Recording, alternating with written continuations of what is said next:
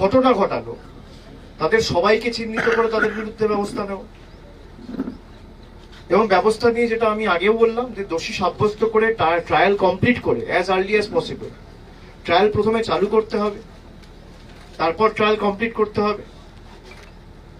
BJP যে সমস্ত তদন্তকারী সংস্থাগুলোকে পরিচালিত করে ট্রায়াল নিয়ে তাদের যা দুর্নাম বদনাম বা সুনাম সেগুলো তো জনসমক্ষে রয়েছে। একাধিক তদন্ত চলছে, কিন্তু 10 বছর আগের তদন্ত এখনো পর্যন্ত ট্রায়াল শুরুই হয়নি। সেই ট্রায়ালগুলো আপনাকে নির্দিষ্ট সময় শুরু করতে হবে। লোয়ার কোর্টে যদি দোষীর কোন রকম বেলের কোনো সম্ভাবনা থাকে তাহলে হাইকোর্টে অ্যাপিল করতে হবে, হাইকোর্ট থেকে সুপ্রিম কোর্ট যেতে হবে। সে আইনি লড়াইগুলো ধাপে ধাপে পরিবারকে লড়তে হবে।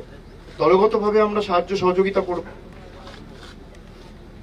আমরা এই নিয়ে যতদূর যাওয়ার যাব, আমি এটা নিয়ে কোনো রাজনৈতিক মন্তব্য করব না। তবে আমি অনুরোধ করব, পুরুলিয়া জেলায় বিজেপির সাংসদ রয়েছে, আমরা যেভাবে তৎপরতার সাথে রাজ্য পুলিশ প্রশাসন এটা মহারাষ্ট্রের সাথে, মহারাষ্ট্র পুলিশের সাথে, মহারাষ্ট্রের রাজ্য সরকারের সাথে টেক আপ করেছে, মহারাষ্ট্রের সরকার বিজেপির, আমি আশা করব পুরুলিয়ার বিজেপির সাংসদ জ্যোতির্ময় মাহাতো একই তৎপরতার সাথে একইভাবে উদ্যোগ নিয়ে যারা এই অপরাধের সাথে যুক্ত তাদের বিরুদ্ধে যাতে মহারাষ্ট্রের পুলিশ প্রশাসন দ্রুত ব্যবস্থা নিয়ে ট্রায়াল কমপ্লিট করে তাদের দোষী সাব্যস্ত করে, সে নিয়েও দরকার হলে মহারাষ্ট্রের মুখ্যমন্ত্রী এবং দরকার হলে কেন্দ্রের স্বরাষ্ট্রমন্ত্রীর সাথেও কথা বলবে। আমি এই নিয়ে কোনো রাজনৈতিক মন্তব্য করব না। তাদের যতটুকু পরিধি রয়েছে, তারা বাংলার মানুষের টাকা বন্ধ করার সময় তো দিল্লিতে গিয়ে দরবার করে, তদবির করে, তখন তো কাউকে বলতে হয় না।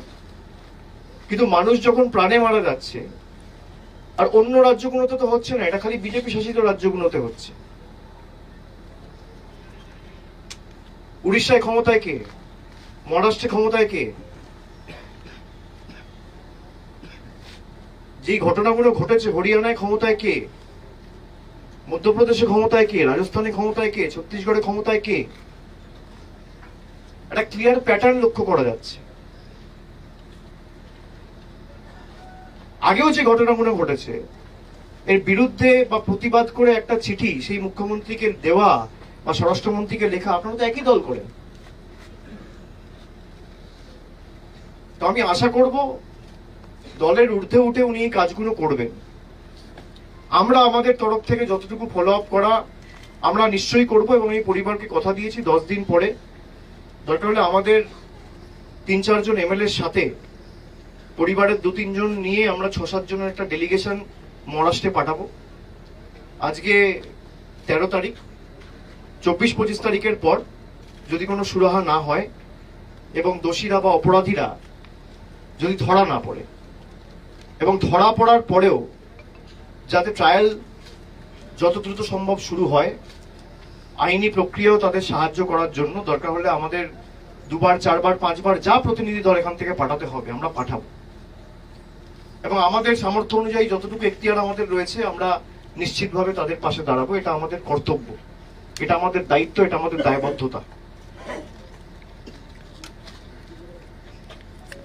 একজন তরতাজা যুবককে যেভাবে কুপিয়ে মারা হয়েছে, তার শরীরের বিভিন্ন জায়গায় যে আঘাতের চিহ্ন, যে নৃশংসভাবে তাকে হত্যা করা হয়েছে, এর বিরুদ্ধে আমার মনে হয় জাতি ধর্ম নির্বিশেষে, দলমত নির্বিশেষে সবার প্রতিবাদ করা উচিত। কেন করবেন? আমরা যখনই এই খবরটা পেয়েছি, আমার কাছে যখনই হোয়াটসঅ্যাপে ইনফরমেশনটা এসছে, আমরা সঙ্গে সঙ্গে বড় ভাইয়ের সাথে যোগাযোগ করে তাকে এখানে ফিরিয়ে আনার ব্যবস্থা। ওখানে তো কিছু দিশেহারা অবস্থা। পুলিশ একবার বলছে পোস্টমর্টম করতে হবে, একবার বলছে মর্গে যেতে হবে, একবার বলছে বাড়ি নিয়ে চলো, একবার বলছে কোথায় ছিল দেখাও। ওদের তো পাশে দাঁড়ানোর মতো কোনো অভিভাবক ছিল না। আমরা খবর পেয়ে সঙ্গে সঙ্গে এখানে শান্তিরাম মাহাতো, রাজীব লোচন সরেন সবাই পরিবারের পাশে এসে সেদিনকেই রাত্রির 10টা সাড়ে 10টার সময় এসে দাঁড়িয়েছে। এটা আমাদের কর্তব্য, যে দলই করুক। মনুষ্যত্বের থেকে বড় ধর্ম তো আর কিছু হয় না। সবার উপরে মানুষত্ব, তার উপরে নয়। তো আমি আশা করব যে দলের প্রতিনিধিরাই এই পুরুলিয়ায় আছে, জাতি দলমত নির্বিশেষে এর বিরুদ্ধে আপনারা সোচ্চার হবেন, আপনারা আওয়াজ তুলবেন, এবং এই ঘটনা বা এরকম ঘটনার পুনরাবৃত্তি যেন আগামী দিন না হয় সেটা আমাদের সকলকে সুনিশ্চিত করতে হবে। বিশেষ করে গত 6 মাস 8 মাসে যে প্রবণতা আমরা দেখতে পাচ্ছি, যে প্যাটার্ন আমরা লক্ষ্য করছি, সেটা ভয়ঙ্কর। এই মৃত্যু কেন হয়েছে আমি এখনো বলতে পারবো না, তার কারণ আমি আবার বলছি এটা তদন্ত সাপেক্ষ। তদন্তে আমি নিশ্চিত যে কি কারণে হয়েছে উঠে আসবে। কিন্তু প্রত্যেকটা খুন, রাহাজানি, ধর্ষণ, গুন্ডামি, বাংলা বিদ্বেষী মানসিকতা, মনোভাব, আচরণ, দৃষ্টিভঙ্গি, এটা একের পর এক খালি বিজেপি শাসিত ডবল ইঞ্জিন সরকারের। অন্য অনেক জায়গায় তো আরো লোকেরা কাজ করছে, সেখানে তো হচ্ছে না। কত বাইরের লোক তো বাংলায় কাজ করে, বিহারের কত লোক কাজ করে, ইউপির কত লোক কাজ করে, তাদের উপর তো কোনো অত্যাচার হয় না। আমরা তো বৈচিত্র্যের মধ্যে একতার মূল মন্ত্রে বিশ্বাস করি। বাংলায় কথা বললেই কোথাও কোথাও বলা হচ্ছে বাংলাদেশি, কোথাও কোথাও জেলে ঢুকিয়ে দেওয়া হচ্ছে, এরকম একাধিক ঘটনা তো আপনারা দেখেছেন। আমি আশা করব যারা মৃত্যু নিয়ে রাজনীতি করে তাদেরকে বলবো যে অ্যাটলিস্ট আপনারা এইটুকু করতে পারেন যে একটা ফোন তুলে মহারাষ্ট্রের যিনি মুখ্যমন্ত্রী দেবেন্দ্র ফডনবিসকে ফোন করে বলবেন যে আমার জেলার একজন তরতাজা যুবক কাজ করতে সেখানে গিয়ে একজন পরিযায়ী শ্রমিক, 31 বছর বয়স, তাকে খুন করা হলো, হত্যা করা হলো, আমরা এর বিচার চাই। ফোন করে যদি বাংলার মানুষের টাকা আটকাতে পারেন, রাস্তার টাকা আটকাতে পারেন, বাড়ির টাকা আটকাতে পারেন, সুবিচার তো চাইতেই পারেন। এইটুকু তো আশা করা যায়। আর আমাদের রাজ্যের তরফ থেকে মুখ্যমন্ত্রী নির্দেশ দিয়েছেন, রাজ্য পুলিশ প্রশাসন ইতিমধ্যে টেক আপ করেছে, যারা যারা অভিযুক্ত কেউ ছাড় পাবে না। তার জন্য যত দূর যাওয়ার আমরা যাব। আমরা হাইকোর্ট, সুপ্রিম কোর্ট, যেখানে দরবার করতে হবে, যেখানে অ্যাপিল করতে হবে, ট্রায়াল নির্দিষ্ট সময়ের মধ্যে শেষ করতে হবে, এবং দোষীদের, অভিযুক্তদের, অপরাধীদের দৃষ্টান্তমূলক শাস্তি আমরা দাবি করছি। তাদের সমাজে থাকার কোনো অধিকার নেই। সে যেই যুক্ত হোক, যে জাতি হোক, যে ধর্ম হোক, যে দল হোক, যারা মানুষের প্রাণ কেড়ে নেয় তাদের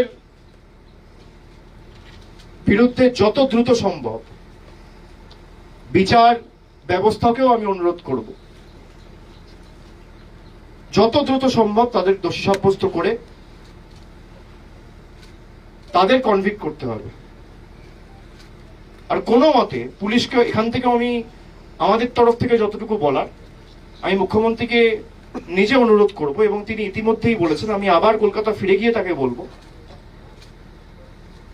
যে যারা ধরা পড়বে তাদের যেন বেল না হয়, সেটা আমাদের সুনিশ্চিত করতে হবে।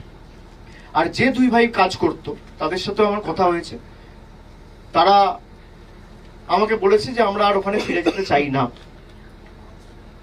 তো আমরা দলগতভাবে রাজ্যের মুখ্যমন্ত্রী এবং আমাদের দলনেত্রী মমতা বন্দ্যোপাধ্যায়ের কাছেও তাদের আবেদন রাখবো যে তাদের দুই ভাইয়ের যেন চাকরি বা কর্মসংস্থানের ব্যবস্থা আমাদের মানবিক রাজ্য সরকার আগামী যত দ্রুত সম্ভব তাদের এখানেই করে দেয়, যাতে তাদের পুরুলিয়ার মাটিতেই তারা থাকতে পারে এবং বাইরে তাদের যাওয়ার কোনো দরকার না পড়ে।